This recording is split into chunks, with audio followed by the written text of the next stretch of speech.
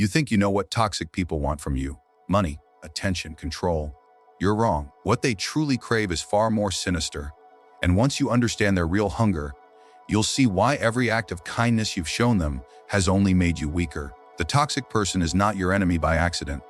They are a strategist, and you, without knowing it, have been playing directly into their hands. There is a reason why the kindest people suffer the most at the hands of toxic individuals. It is not coincidence. It is not bad luck. It is strategy. Their strategy, executed with the precision of a predator who has learned to hunt not the strong, but the compassionate. While you believed you were showing mercy, they saw weakness. While you thought you were being human, they saw opportunity. If you've ever wondered why toxic people seem to target you specifically, why they return again and again despite your boundaries, why they escalate when you try to be reasonable, why your forgiveness only emboldens them, then you are about to discover a truth that will change how you see every toxic encounter. Today, we dissect the predator's mind and reveal the exact weaknesses they hunt for. By the end of this, you will understand not just what they want, but how to ensure they never get it from you again. Toxic people thrive on weakness. Listen carefully. The toxic person is not merely unpleasant. They are a strategist, though often without knowing it. They thrive on weakness the way a parasite thrives on a host. You may think their cruelty is random, their bitterness accidental. No, they are guided, consciously or not, by a predator's instinct to seek out the vulnerable, the soft, the forgiving, to feed on what you fail to protect. When you give them excuses, when you forgive too quickly, when you reveal your emotions openly, you have already surrendered your fortress. And once they sense that weakness, they never let go. A wolf catching the scent of blood, they will circle until you are drained. It is not kindness they see in you, it is opportunity. They do not hear your compassion, they hear your submission. And once they have measured you as weaker than themselves, every word, every glance, every interaction becomes a test of how much more they can take. Understand this: the toxic person is not always powerful. In fact, most of them are weak, fragile, miserable creatures. But their genius lies in manipulation. They do not need to be strong themselves. They only need you to be weaker. It is not their strength that destroys you. It is your unguarded openness, your hope that they will change, your endless willingness to tolerate their venom. They drink from the cracks in your armor, and the more you bend, the deeper they sink their teeth. Think of the colleague who constantly insults you with a smile, waiting to see if you laugh it off. If you do, they know they can cut deeper tomorrow. Think of the friend who always brings you their chaos, their drama, their endless crisis. If you keep solving their problems, they will never stop delivering more. And the family member who criticizes your every move. If you defend yourself with explanations, you are already trapped in their arena. They do not seek truth, they seek reaction. They thrive on it because reaction proves control. This is why weakness is fatal. Weakness tells them you will not set boundaries. Weakness tells them you will not walk away.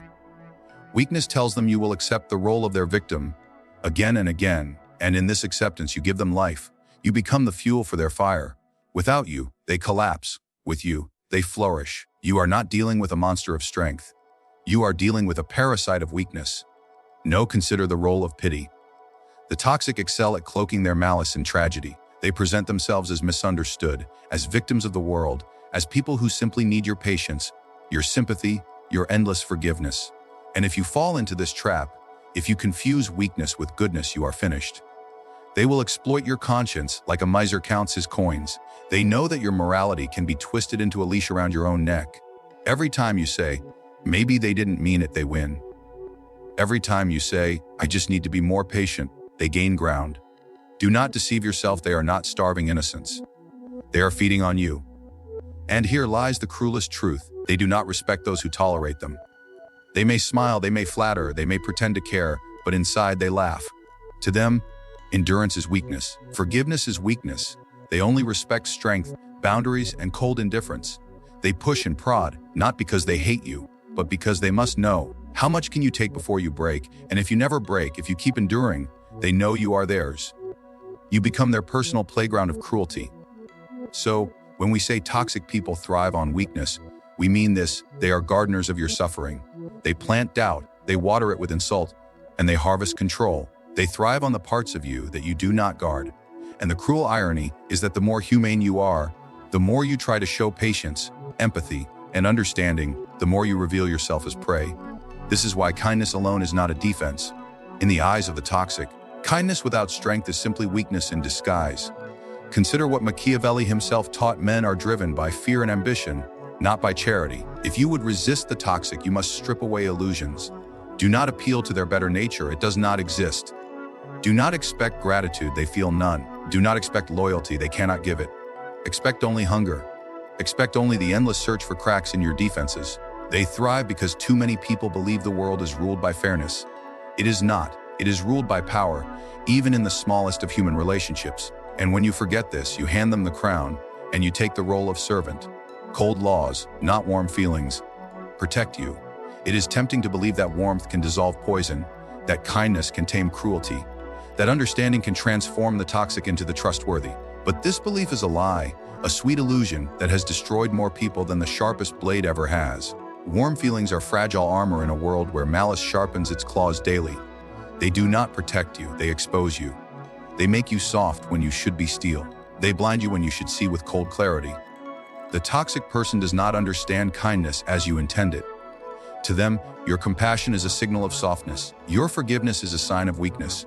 They do not think as you think, nor feel as you feel. They are not moved by your warmth. They calculate it. They weigh it. They measure it like a merchant counts coins. And then they decide how to use it against you. When you meet fire with water, they do not admire your restraint. They rejoice at your vulnerability. For they know that where you withhold punishment, they can strike again, sharper and bolder than before. This is why cold laws must guide you.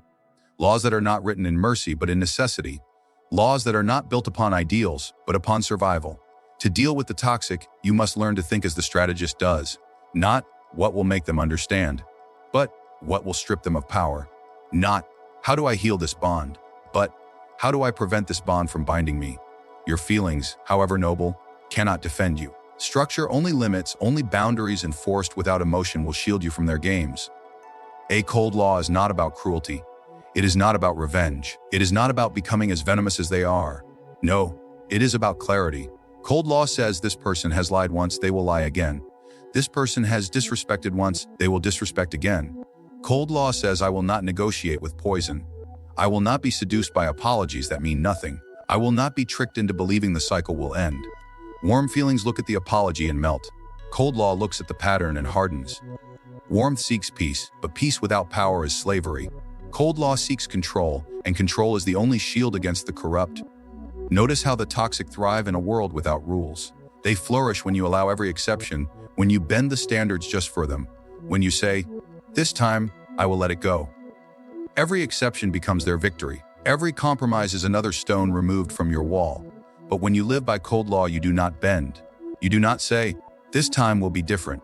You say, "This behavior has revealed their nature, and I act according to their nature." The toxic cannot argue with a wall. They cannot seduce stone. They can only manipulate flesh that still bleeds with emotion. But here lies the paradox. You will feel the urge to resist these laws.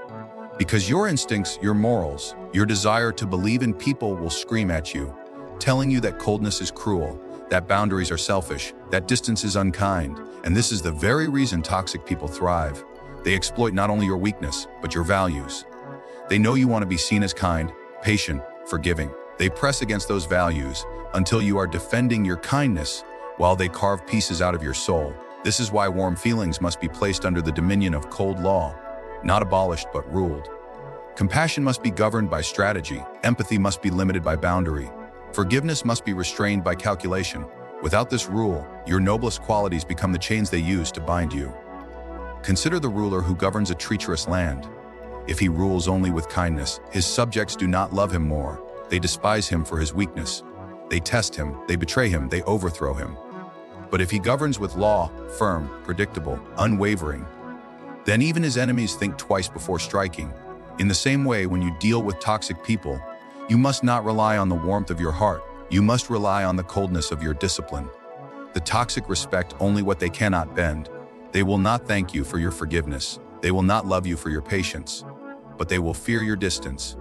They will respect your silence. They will retreat when they realize your laws cannot be broken. Machiavelli understood this: mercy without strength is wasted. To be merciful, one must first command fear. To be kind, one must first be unshakable. Without the foundation of law, kindness is a currency the corrupt will always counterfeit. You think you are buying peace with your patience, But what you are truly buying is permission for them to poison you further. Cold laws are the fortress that warm feelings cannot build. Without them, you are open field exposed to every invasion. With them, you are stone walls, untouchable, unyielding, indifferent to the storm. Machiavelli's 7 laws arm you with strategy. If you have learned anything so far, it is this: toxic people do not fall by accident, and they do not leave because you hope they will. Hope is their oxygen. Strategy is their suffocation, and this is why Machiavelli's laws exist. Not to inspire faith, to deliver weapons. Not to teach you how to please the corrupt, but to teach you how to render them powerless. The world belongs not to those who cry for fairness, to those who understand how power moves in silence, in shadows, in the calculation that others mistake for fate. Every toxic person is a strategist in disguise. They may not read philosophy, but they practice it instinctively. They study your reactions, they test your patience, they experiment with your boundaries. Every insult, every manipulation, every deceit is not random.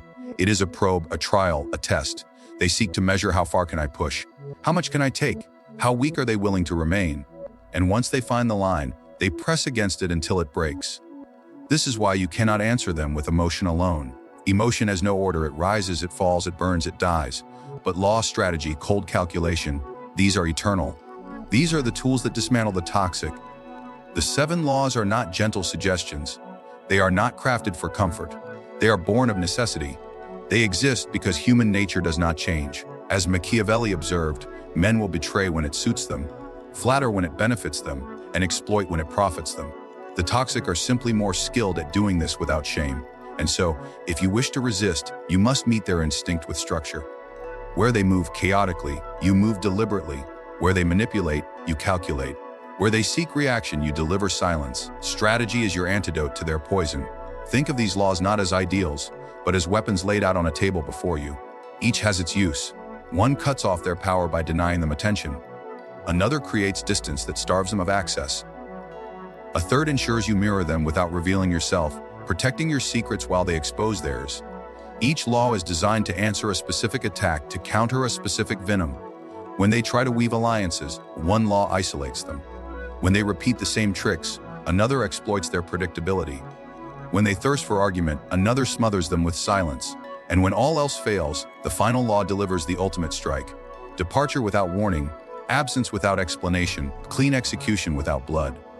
What makes these laws powerful is not their cruelty, but their precision. They do not waste energy. They do not seek revenge, only feeds the toxic further. They seek efficiency, the cold dismantling of power. You are not fighting them on their terms. You are changing the entire battlefield. They want chaos, you give them order. They want emotion, you give them strategy. They want endless cycles of conflict, you give them rules that cannot be bent. And when they discover that your fortress cannot be entered, that your mind cannot be baited, that your silence cannot be broken, their hunger turns against them. They starve in the very arena where they once thrived. But understand this clearly: these laws require discipline. Most fail not because the laws are weak, because they themselves cannot remain cold enough to enforce them.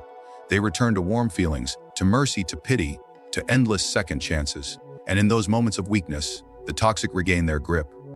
This is why Machiavelli's path is not for the soft-hearted. It demands that you value survival over sentiment, clarity over comfort, truth over illusion. To enforce these laws, you must be willing to stand in silence while they rage, to hold your distance while they beg, to walk away while they plead for one more chance. These are not the acts of cruelty, they are acts of preservation. The beauty of strategy is that it frees you from chaos. The toxic seek to drag you into confusion, to drown you in endless drama, to force you into battles that have no end. But with law, you do not enter their chaos. You let them flail against walls they cannot move. You let them scheme in games you refuse to play. You let them burn energy trying to provoke what you no longer give. And in time, the realization dawns on them. Not in an explosion, not in a dramatic moment, but in the slow, crushing silence of indifference. This is the true power of law. It wins without fighting, it destroys without blood, it neutralizes without waste. Strategy, then, is not a luxury. It is your armor, your weapon, your shield. Without it, you are exposed to every trick, every lie, every manipulation they deploy. With it, you turn their own nature against them. They depend on your reaction. You deny it. They depend on your softness. You replace it with firmness. They depend on your presence. You vanish when the law commands it. This is why the 7 laws are not advice, commandments. They are the structure that keeps you unbroken, untouchable, and uncorrupted. And in the end, they prove the harshest truth of all. It is not kindness that defeats the toxic. It is not hope. It is law, it is order. It is strategy that starves them until nothing remains. Now you understand what most never will. Toxic people do not fade because you wish it. They do not transform because you hope it. They are creatures of hunger, living off weakness, thriving on chaos, and weaponizing your own virtues against you. To face them with warmth alone is to hand them the keys to your fortress. To face them with strategy is to build walls they cannot breach. Cut the 7 cold laws, Law 1. Cut the source of power. Every toxic person feeds on something. Attention, pity, access, identify it, let them starve. Law 20, control distance. Not emotion, never fight with rage, for rage makes you a fool. Withdraw your presence, limit their reach. Cold distance burns hotter than anger. Law 30, mirror without revealing. Toxic minds seek to know your weaknesses. Mirror them, nod, smile, but never reveal your true thoughts. Knowledge is their weapon, deny it. Law 4, isolate their influence.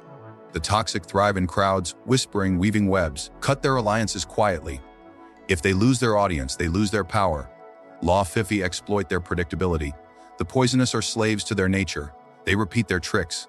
Learn their pattern, and you will see their move before it is played. Law 60, let silence be your blade. To argue is to feed them. To respond is to validate them. Instead, let silence suffocate their schemes. A snake dies without air. Law 7, exit without warning. When all else fails, vanish. No confrontation, no farewell. To deny them closure is to deny them control. Absence is the ultimate victory. Machiavelli's 7 cold laws are not a choice. They are a necessity. They strip away illusion. They force you to see not the world you want, but the world as it is. A world where kindness without power is submission, where mercy without law is an invitation to betrayal, where only strategy can neutralize those who feed on your life. Do not be deceived. Survival belongs to the calculating. Peace belongs to the disciplined. Freedom belongs to the cold. Carry these laws not as words, but as weapons. For the toxic will always exist. They wait in offices, in families, in friendships, in every corner of human life. You cannot control their presence, but you can control your response. And once you live by law instead of illusion, by clarity instead of sentiment, they will find no purchase in your life. They will shrink in your shadow, powerless, irrelevant, forgotten. This is not cruelty, this is power. And power above all is what keeps you untouchable.